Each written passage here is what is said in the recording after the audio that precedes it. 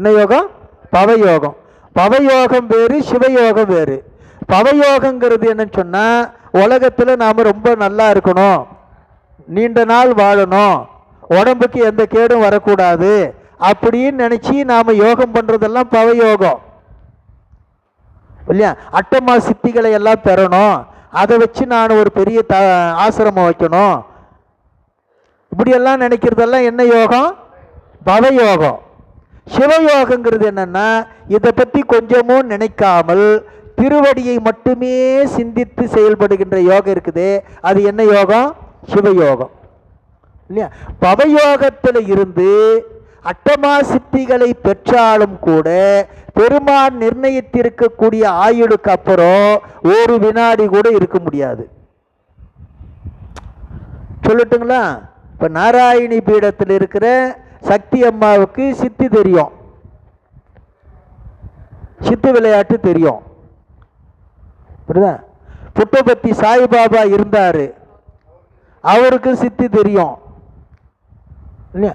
ஆனால் அவங்க இங்கே நிலைச்சி இருக்க முடிஞ்சுதா? அவர் வந்த வேலை முடிஞ்சிடுச்சு, உயிர் போயிடுச்சு. புரியுதுங்களா? அது திருவடிக்கு போய் நான் சொன்ன யாரும் வருத்தப்படக்கூடாது, அதெல்லாம் திருவடிக்கு போயிருக்காது,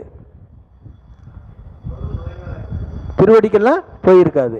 ஆனால் அடுத்தடுத்த பிறவியில் போகலாம், இல்லைன்னு சொல்லலை. ஏன் போயிருக்காதுன்னு சொல்கிறேன்னா, திருமூலர் தான் சொல்கிறாரு, தனக்கு கிடைத்த சித்துகளை, தனக்கு கிடைத்த சித்திகளை, அதாவது இறைத்தன்மையை யார் ஒருவர் உலக முகமாக அதை பயன்படுத்தி தன்னை முன்னிலைப்படுத்தி கொள்கிறார்களோ அவர்களுக்கு அடுத்த பிறவி இழிபிறவிங்கிறார். அடுத்த பிறவி இழிபிறவிங்கிறார். இழிபிறவி மனித பிறவியே, ஒருவேளை மனித பிறவி கிடைச்சாலும் கூட அது அடுத்தவர்கள் பழிக்கின்ற பிறவியாக இருக்கின்றார். அப்போ எவ்வளவு ஜாக்கிரதையா இருக்கணும்னு பாருங்க. எல்லாரும் போற்றும்படியாக ஒரு நிலையை நமக்கு பெருமான் இந்த பிறவில கொடுத்திருக்கிறான்னா, அந்த போற்றுதலில் நாம் மயங்கி போயிடக்கூடாது.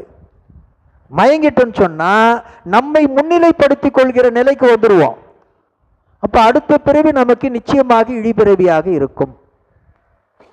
ஆனால் திருமூலர் தவயோகி, திருமூலர் தவயோகி, மற்றவர்கள்லாம் பவயோகி. பவயோகிகளுக்குத்தான் ரொம்ப நாளைக்கு நாம் இருக்கணும், ஆயுள் நீட்டிக்கணும், அப்படி இப்படின்னு சொல்லி நினைப்போம். ஆனால் எந்த ஒரு பவயோகியும் ஆயுளை தானாகவே